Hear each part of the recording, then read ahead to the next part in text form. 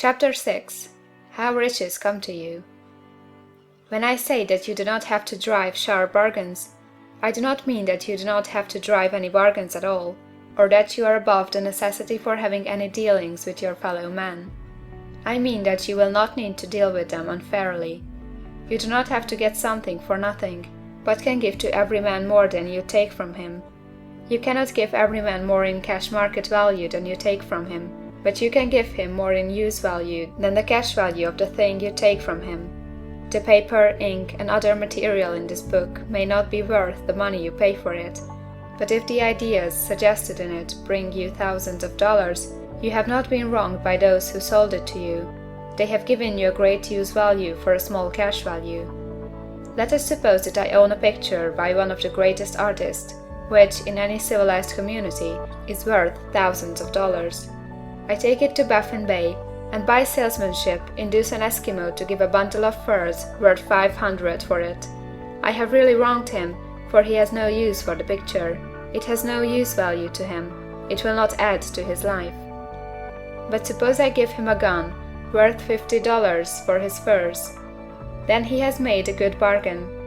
He has use for the gun. It will get him many more furs and much food.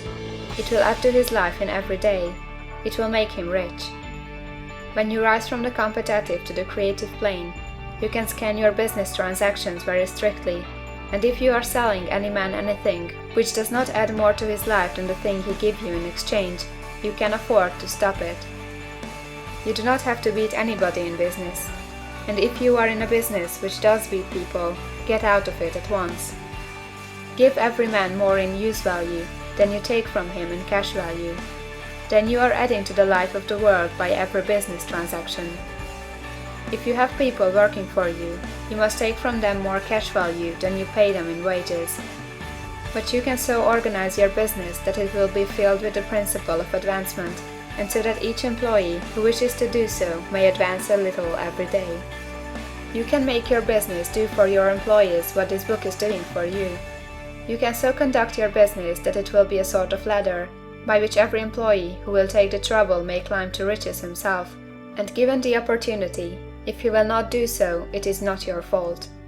And finally, because you are to cause the creation of your riches from formless substance which permeates all your environment, it does not follow that they are to take shape from the atmosphere and come into being before your eyes. If you want a sewing machine, for instance, I do not mean to tell you that you are to impress the thought of a sewing machine on thinking substance until the machine is formed without hands, in the room where you sit or elsewhere. But if you want a sewing machine, hold the mental image of it with the most positive certainty that it is being made, or is on its way to you. After once forming the thought, have the most absolute and unquestioning faith that a sewing machine is coming. Never think of it or speak of it in any other way than as being sure to arrive. Claim it as already yours. It will be brought to you by the power of the Supreme Intelligence acting upon the minds of men. If you live in Maine, it may be that a man will be brought from Texas or Japan to engage in some transaction which will result in your getting what you want. If so, the whole matter will be as much to that man's advantage as it is to yours. Do not forget for a moment that the thinking substance is through all, in all, communicating with all, and can influence all.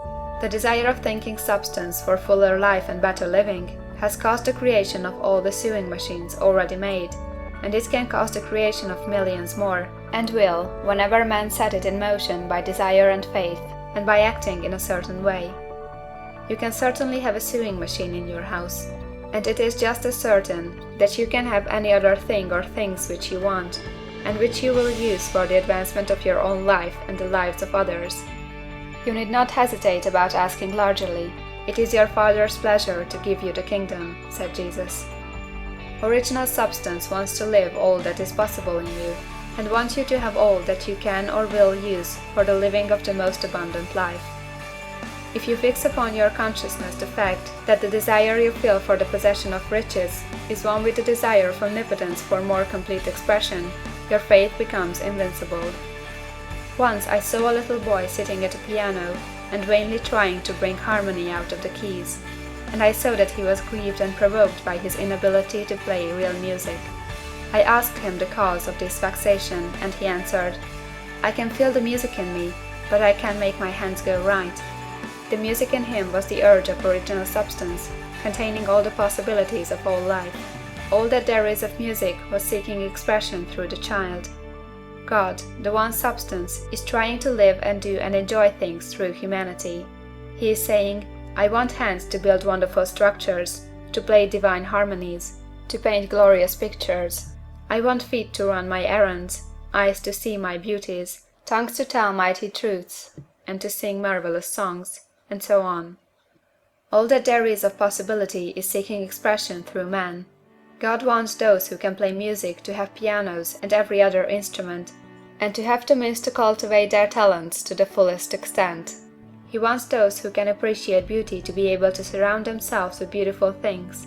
He wants those who can discern the truth to have every opportunity to travel and observe. He wants those who can appreciate dress to be beautifully clothed, and those who can appreciate good food to be luxuriously fed. He wants all these things because it is himself that enjoys and appreciates them. It is God who wants to play and sing and enjoy beauty and proclaim truth and wear fine clothes and eat good foods. It is God that worketh in you to will and to do, said Paul. The desire you feel for riches is the infinite seeking to express himself in you, as he sought to find expression in the little boy at the piano. So you need not hesitate to ask largely. Your part is to focalize and express the desire to God. This is a difficult point with most people. They retain something of the old idea that poverty and self-sacrifice are pleasing to God. They look upon poverty as a part of the plan, a necessity of nature. They have the idea that God has finished his work and made all that he can make, and that the majority of men must stay poor, because there is not enough to go around. They hold so much to this erroneous thought that they feel ashamed to ask for wealth. They try not to want more than a very modest competence, just enough to make them fairly comfortable. I recall now a case of one student who was told that he must get in mind a clear picture of the things he desired, so that the creative thought of them might be impressed on formless substance. He was a very poor man, living in a rented house and having only what he earned from day to day, and he could not grasp the fact that all wealth was his. So, after thinking the matter over, he decided that he might reasonably ask for a new rug on the floor of his best room and an anthracite coal stove to heat the house during the cold winter. Following the instructions given in this book, he obtained these things in a few months, and then it dawned upon him that he had not asked enough. He went through the house in which he lived, and planned all the improvements he would like to make in it. He mentally added a bay window here, a room there, until it was complete in his mind as his ideal home, and then he planned its furnishings. Holding the whole picture in his mind, he began living in the certain way, and moving toward what he wanted, and he owns the house now, and is rebuilding it after the form of his mental image, and now, with still larger faith, he is going on to get greater things. It has been unto him according to his faith, and it is so with you and with all of us. End of chapter 6.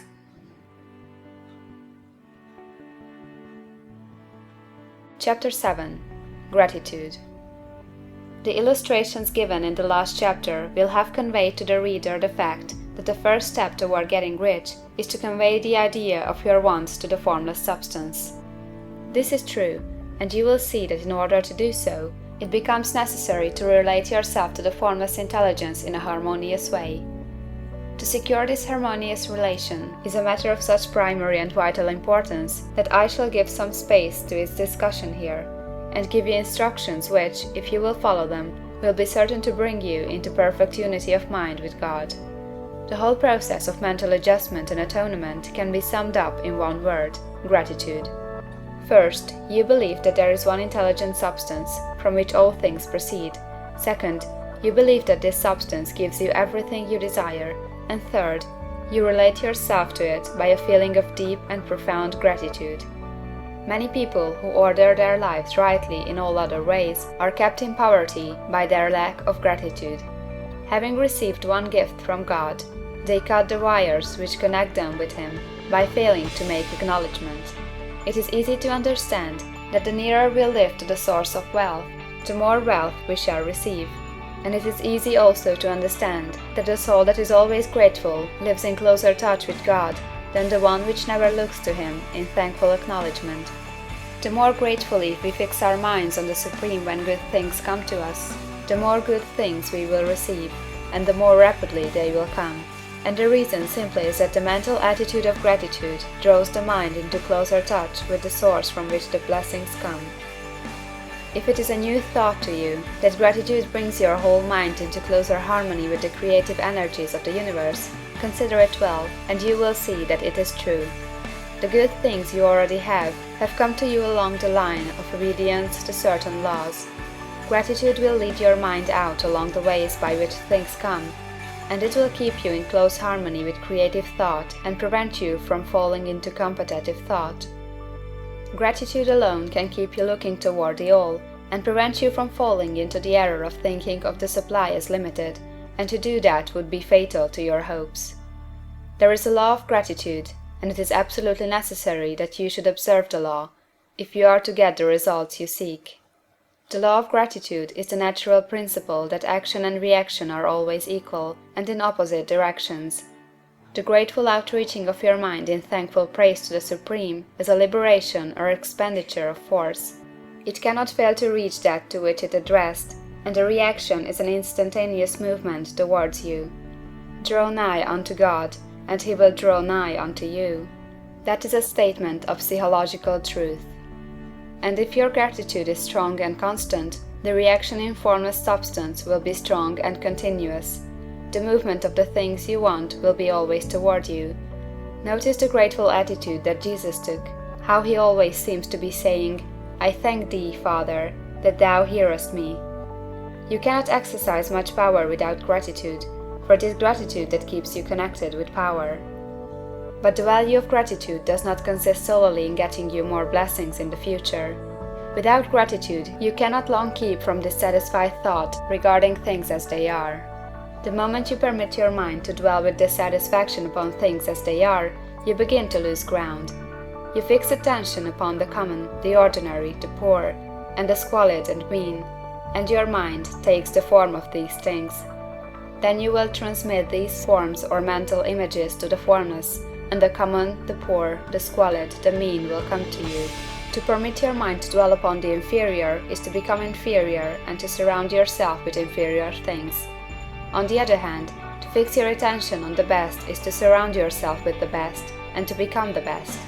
The creative power within us makes us into the image of that to which we give our attention. We are thinking substance, and thinking substance always takes the form of that to which it thinks about. The grateful mind is constantly fixed upon the best. Therefore, it tends to become the best. It takes the form or character of the best, and will receive the best. Also, faith is born of gratitude. The grateful mind continually expects good things, and expectation becomes faith. The reaction of gratitude upon one's own mind produces faith, and every outgoing wave of grateful thanksgiving increases faith. He who has no feeling of gratitude cannot long retain a living faith, and without a living faith you cannot get rich by the creative method, as we shall see in the following chapters. It is necessary, then, to cultivate the habit of being grateful for every good thing that comes to you, and to give thanks continuously. And because all things have contributed to your advancement, you should include all things in your gratitude. Do not waste time thinking or talking about the shortcomings or wrong actions of plutocrats or trust magnates. Their organization of the world has made your opportunity. All you get really comes to you because of them. Do not rage against corrupt politicians. If it were not for politicians, we should fall into anarchy, and your opportunity would be greatly lessened. God has worked a long time and very patiently to bring us up to where we are in industry and government, and He is going right on with His work. There is not the least doubt that He will do away the plutocrats, trust magnates, captains of industry, and politicians as soon as they can be spared. But in the meantime, behold, they are all very good. Remember that they are all helping to arrange the lines of transmission along which your riches will come to you, and be grateful to them all. This will bring you into harmonious relations with the good in everything, and the good in everything will move toward you. End of chapter 7.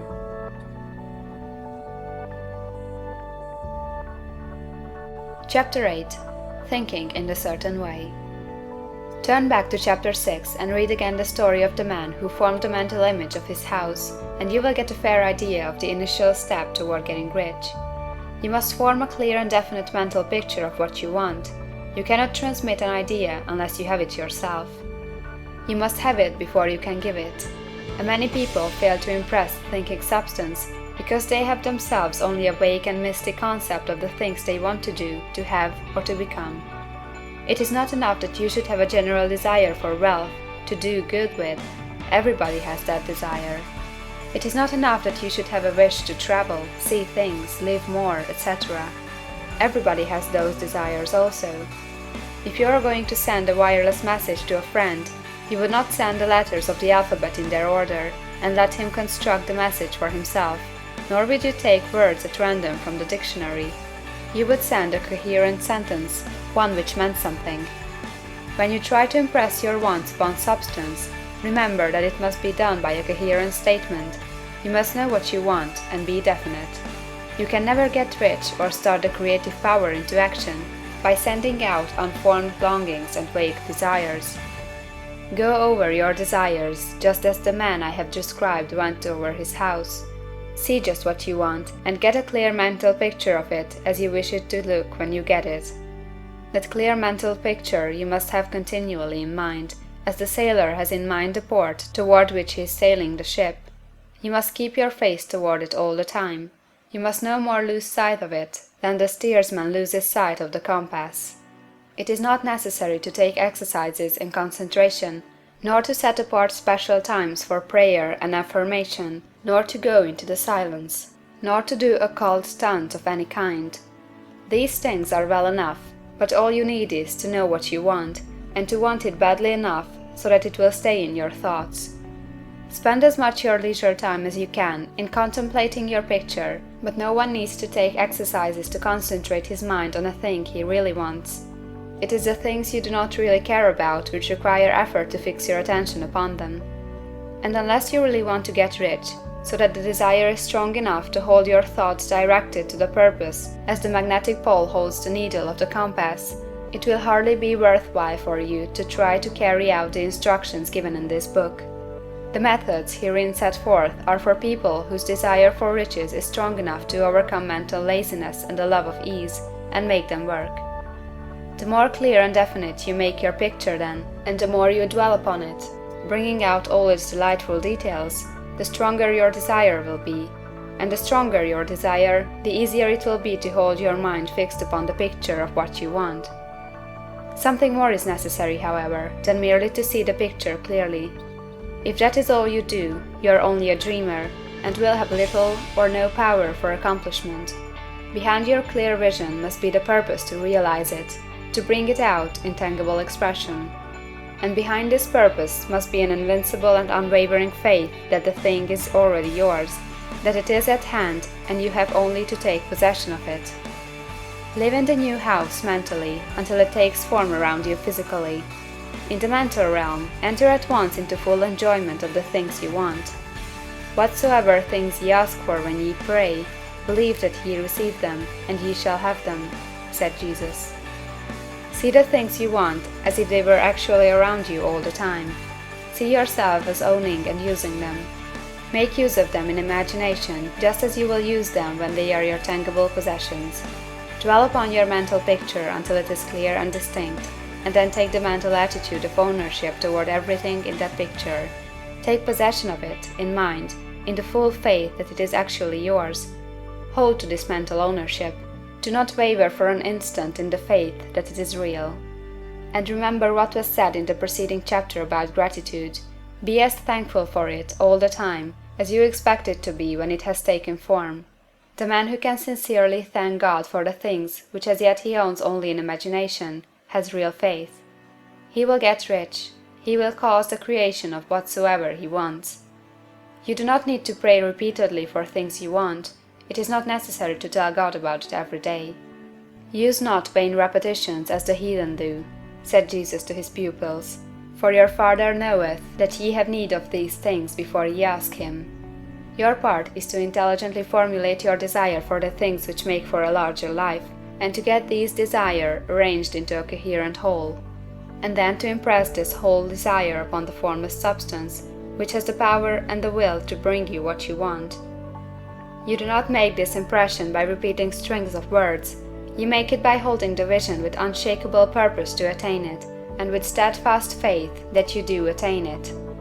The answer to prayer is not according to your faith while you are talking, but according to your faith while you are working. You cannot impress the mind of God by having a special Sabbath day set apart to tell Him what you want, and of forgetting Him during the rest of the week. You cannot impress Him by having special hours to go into your closet and pray, if you then dismiss the matter from your mind until the hour of prayer comes again. Oral prayer is well enough, and has its effect, especially upon yourself, in clarifying your vision and strengthening your faith. But it is not your oral petitions which get you what you want. In order to get rich, you do not need a sweet hour of prayer, you need to pray without ceasing. And by prayer, I mean holding steadily to your vision, with the purpose to cause its creation into solid form, and the faith that you are doing so. Believe that ye receive them. The whole matter turns on receiving, once you have clearly formed your vision. When you have formed it, it is well to make an oral statement, addressing the Supreme in reverent prayer, and from that moment you must, in mind, receive what you ask for. Live in the new house, wear the fine clothes, ride in the automobile, go on the journey, and confidently plan for greater journeys. Think and speak of all the things you have asked for in terms of actual present ownership. Imagine an environment and a financial condition exactly as you want them, and live all the time in that imaginary environment and financial condition. Mind, however, that you do not do this as a mere dreamer or castle builder. Hold to the faith that the imaginary is being realized, and to the purpose to realize it. Remember that it is faith and purpose in the use of the imagination which makes the difference between the scientist and the dreamer. And having learned this fact, it is here that you must learn the proper use of the will. End of chapter 8.